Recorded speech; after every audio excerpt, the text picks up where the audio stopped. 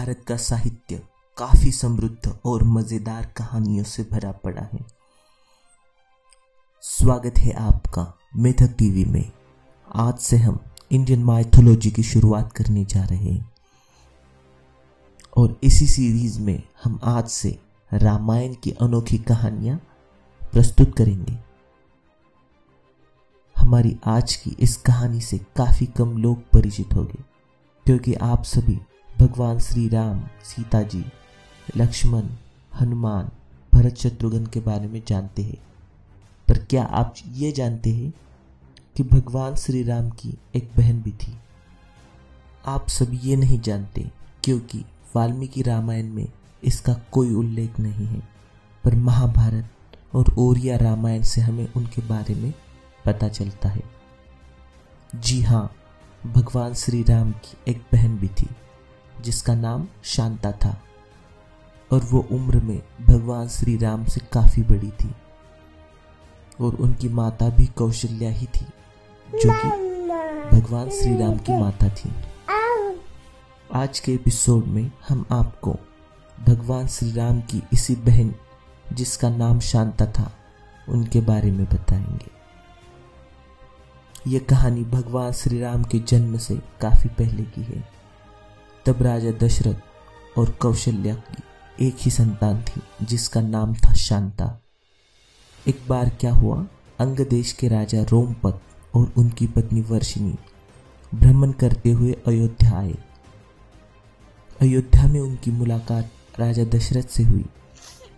तो बातचीत के दौरान राजा दशरथ को यह पता चला कि रोमपत की कोई संतान नहीं है और इसी वजह से वे काफी दुखी हैं। राजा दशरथ अपने मित्र और उनकी पत्नी का दुख सह नहीं पाए और उन्होंने अपनी इकलौती संतान उन्हें सौंप दी। राजा सोमपत और वर्षिणी शांता को पाकर काफी खुश हुए और पूरे अंग देश में तो जैसे खुशहाली आ गई। दोनों सब कुछ भूलकर सदा उसी के साथ अपना समय व्यतीत करते थे। एक दिन जब वे दोनों शांता के साथ अपना समय व्यतीत कर रहे थे, तभी एक ब्राह्मण उनके द्वार पर याचना करने हेतु आया। पर शांता के साथ व्यस्त होने के कारण राजा सोमपत उस ब्राह्मण को पूरी तरह तुष्ट नहीं कर पाया। द्वार पर आए ब्राह्मण की याचना न सुनने से उस राज्य के सभी ब्राह्मण काफी गुस्से में आ गए और इसी वजह से उन्होंने अंगदेश का त्याग कर दिया। वे सभी ब्राह्मण देवराज इंद्र के भक्त थे। इसी कारण इंद्रदेव राजा रोमपत पर काफी क्रोधित हो गए और उन्होंने अंगदेश पर होने वाली वर्षा को रोक दिया।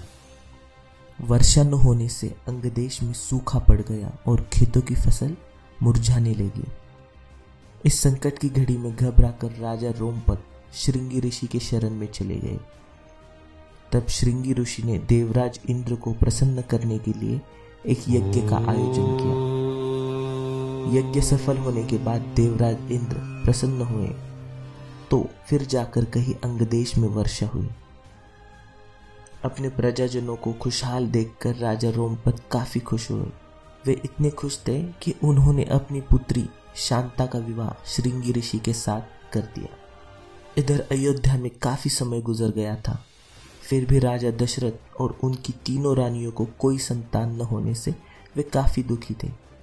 अयोध्या के उत्तराधिकारी का प्रश्न उन्हें रात में भी सोने नहीं देता था। तब ऋषि वशिष्ठ ने राजा दशरथ को सलाह दी कि राजा दशरथ अपने दामाद श्रृंगी ऋषि से पुत्र प्राप्ति के लिए यज्ञ करवाए तो उन्हें अवश्य पुत्र प्राप्ति होगी।